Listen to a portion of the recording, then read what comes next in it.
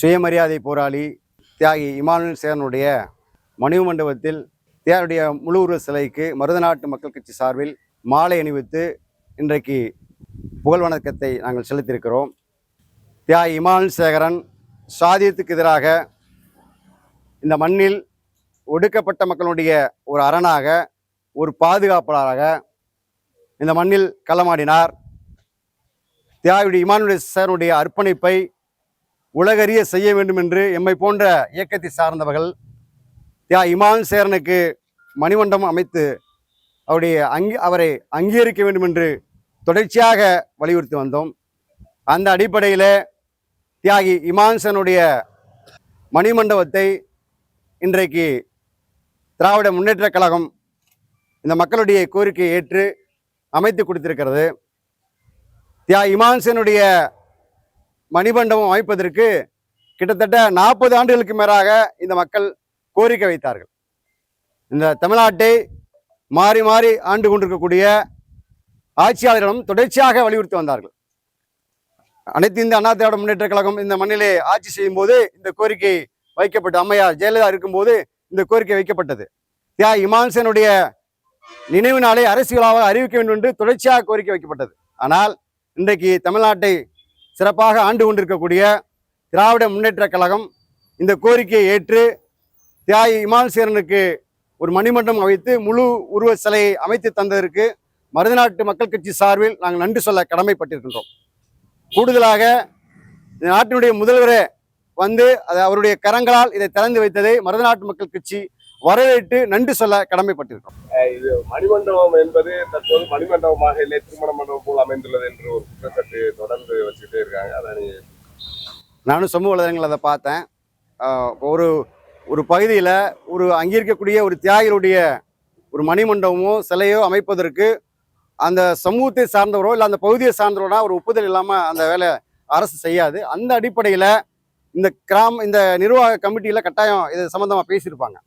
இது நேரடியாக அரசே திட்டமிட்டு அது செஞ்சதா தெரியல. ஒருவேளை அவர்கள் திட்டமிட்டு இங்கே நிர்வாகத்திடமோ இங்கே உள்ள நிர்வாகத்திடமோ ஒரு கலந்துக்காமல் இந்த செயலை செஞ்சுருந்தாங்கன்னா அதை கண்டிக்கத்தக்கது. அதை அரசு மறுபரிசீலனை பண்ணணும். நிச்சயமா இப்ப தேர்தல் காலங்களில் மட்டும் இது போன்று சமூக அமைப்புகள் இவ்வாறு வந்து மரியாதை செலுத்துவது, இது போன்று பேசுவது அப்படின்ற மாதிரி ஒரு குற்றச்சாட்டு தொடர்ந்து எழுது. ஏன்னா மற்ற காலங்களில் முக்கியமான இடங்களுக்கு வர்றதில்லை, இந்த சமூக அமைப்புகள் எங்கே போகிறாங்க அப்படின்ற ஒரு குற்றச்சாட்டு இருந்துகிட்டே இருக்கு. நீங்கள் சொல்கிறது சார் தான். இப்போ என்னென்னு கேட்டிங்கன்னா, இப்போ மணிமண்டபம் கட்டி கிட்டத்தட்ட 2 மாதம் ஆயிடுச்சுன்னு நினைக்கிறேன். இந்த மணிமண்டபம் துவங்குறதுக்கு முன்னாடி எப்படிப்பட்ட அமைப்பில் வருதுன்னு சொல்லி இங்கே எல்லாருக்கும் பரவலாக தெரியறதுக்கு வாய்ப்பு இருக்குது. குறைஞ்சபட்சம் இந்த நிர்வாக கமிட்டிக்காவது தெரியறதுக்கு வாய்ப்பு இருக்குது.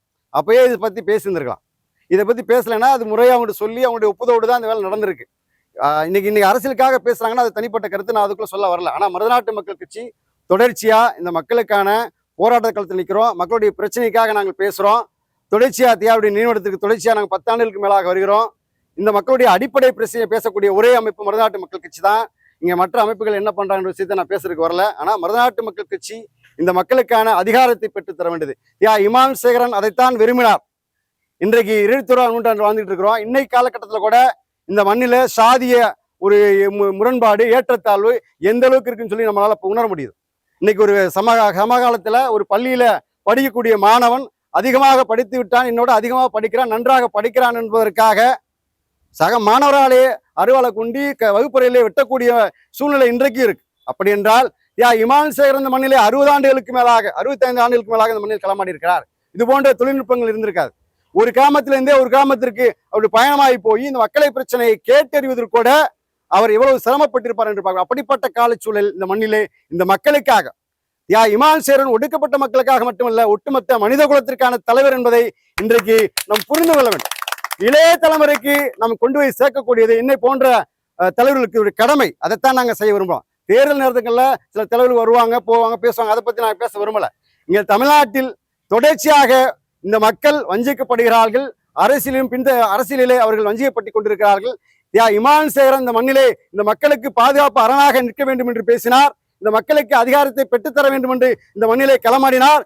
இமானுவேல் சேகரன் இறுதி நாட்களே தன்னுடைய எதிரிகள் நெருங்கி அவரை படுகொலை செய்யக்கூடிய நிலைமையை கேள்விப்பட்டும் கூட ஒரு நாள் அவர் தன்னை பாதுகாத்துக் கொள்வதற்கு ஆட்களை வைத்துக் கொள்ளவில்லை.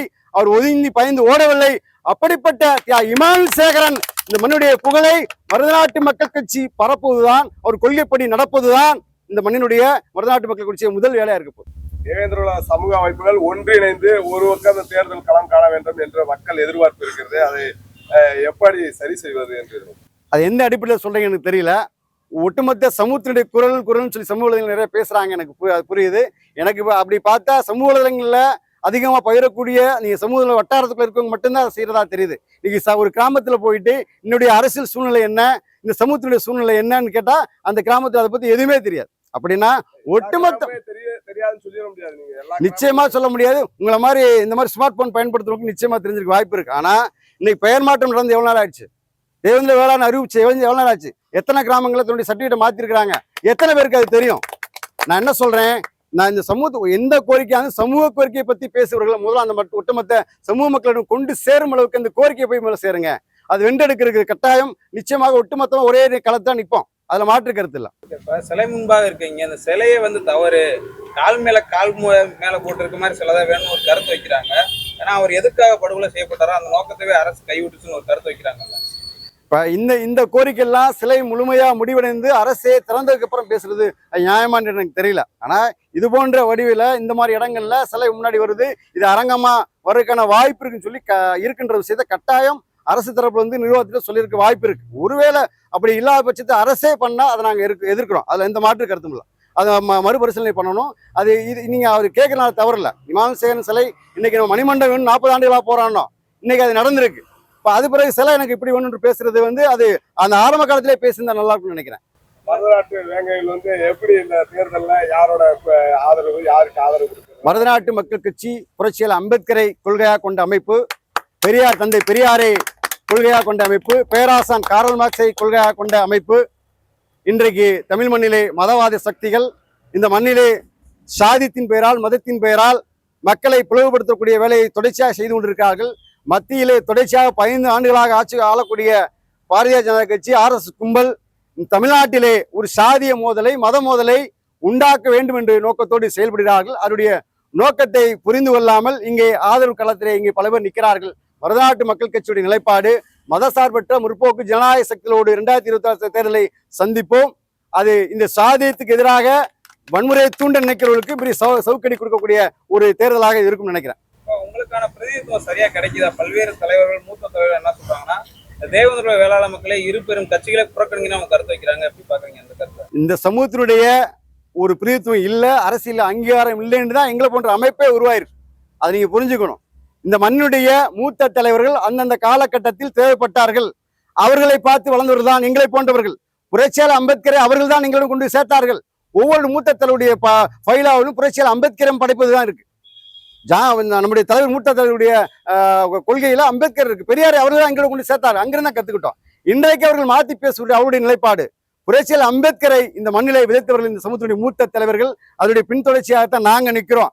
இந்த சமூகத்துடைய பிரதித்துவம் இல்ல, அரசியல் அதிகாரத்தை பின்தங்கி இருக்கிறார்கள் என்பதை புரிந்து கொண்டுதான் நாங்கள் இந்த மண்ணிலே இந்த மக்களுக்காக களத்தில் நிற்கிறோம். அதை பெற்றுத் தருவதுதான் மருதநாட்டு மக்கள் கட்சி வேலை. ஏகோபித்த இளைஞர்கள் ஒற்றை தலைமையில செயல்படணும், தேவேந்திர அமைப்புகள்லாம் எல்லாம் ஒன்னா நின்று ஒற்றை தலைமையில செயல்படணும் அப்படின்னு நிறைய கமெண்ட்ல பாத்தீங்கன்னா அந்த வீடியோக்கள் பதிவிடும் போது பதிவிடுறாங்க. அதை நம்ம எப்படி சரி செய்யலாம்? நிச்சயமா நான் ஏத்துக்கிறேன். ஒற்றை தலைமை இந்த சமூகத்துக்கு தேவை. ஒற்றை தலைமை தான் ஆரோக்கியமானது, அதை மறுக்கிறதுல. ஆனால் அந்த தலைமை ஒற்றை கருத்தோடு ஒற்றை கொள்கையோடு நிரந்தரமாக நிலையாக நிற்கிறான்றதுதான் கேள்வி. இன்றைக்கு இந்த மண்ணிலே ஆரம்பிக்கப்பட்ட சமூக இயக்கம், சமூக தலைவர்கள் அவர்கள் கொண்டு வந்த கொள்கை என்ன நம்ம எல்லாருக்கும் தெரியும். இன்றைக்கு என்னன்னா மாதத்துக்கு வருஷத்துக்கு ஒரு கொள்கையில மாத்தினாங்கன்னா எந்த நிலைப்பாட்டில் நிற்பாங்க? இன்றைக்கு எங்களுக்கு பெரிய வேலை இருக்கு, எங்களை போன்ற அமைப்புகளுக்கு பெரிய வேலை இருக்கு. இளைஞர்களை அரசியல் படுத்துவது, பக்குவப்படுத்துவது, கொள்கைகளை கொண்டு சேர்ப்பது என்று எங்களுக்கு பெரிய பங்கு இருக்கு. ஆனால் நாங்கள் ஒருபோதும் இந்த சமூகத்துடைய மூத்த தலைவர்களை குறை சொல்ல ஒருபோதும் இல்லை. அவர்கள் இந்த மண்ணிலே இந்த மக்களுடைய ஆலமரம் போன்றவர்கள். நாங்கள் அது விழுதுகள் தான். ஆனால் நாங்கள் இந்த மண்ணிலே கொள்கையோடு நிற்க விருப்பப்படுறோம். பட்டியல் மாற்றத்திற்கு ஆதரவளிக்கும் கட்சிக்கு தேவேந்திர வேளாளர்களுடைய வாக்கு இருக்கும் என்ற ஒரு இது இருக்கு. அதை எப்படி எதிர்கொள்ளும்? அது ஒரு சிலருடைய கருத்தா இருக்கலாம், நான் அதை மறுக்கல.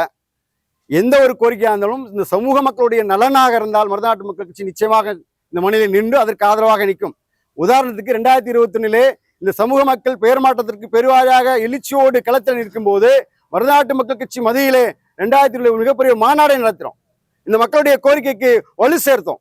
எங்களுடைய மாநாட்டுக்கு பிறகுதான் இந்த அறிவிப்பே வந்தது. அந்த போன்ற இந்த மக்கள் கேட்கக்கூடிய கோரிக்கை இந்த மக்களுக்கு பயனுள்ளதாக இருந்தால் மருதநாட்டு மக்களுக்கு நிச்சயமாக நிற்கும். பட்டியலின் சமூகம் இணைக்கப்பட்டிருக்கிறார்கள். பட்டியல் என்ற வார்த்தை சொல்வது எங்களுக்கு இழிவா இருக்குன்னு சொல்லி இங்க சமூகங்கள் பேசுறாங்க. எல்லா சாதியும் அட்டவணைப்படுத்தப்பட்டதா இருக்கு. பட்டியல்ன்றது வார்த்தை, அட்டவணைன்றது வார்த்தை. இது நம்மளை மட்டும்தான் அட்டவணைப்படுத்தி வச்சிருக்கான்னு சொல்லலாம். எல்லா சமூகமும் அட்டவணைப்படுத்தப்பட்டிருக்காங்க. அதுல இங்க சிக்கல் இல்லை. ஆனால் எதற்காக இந்த மக்களுக்கு இந்த இடஒதுக்கீடு கொடுத்து அட்டவணையில வைத்திருக்கிறார்கள், அது நிறைவேறிச்சா என்பதை நாம் பார்க்க வேண்டியிருக்கு.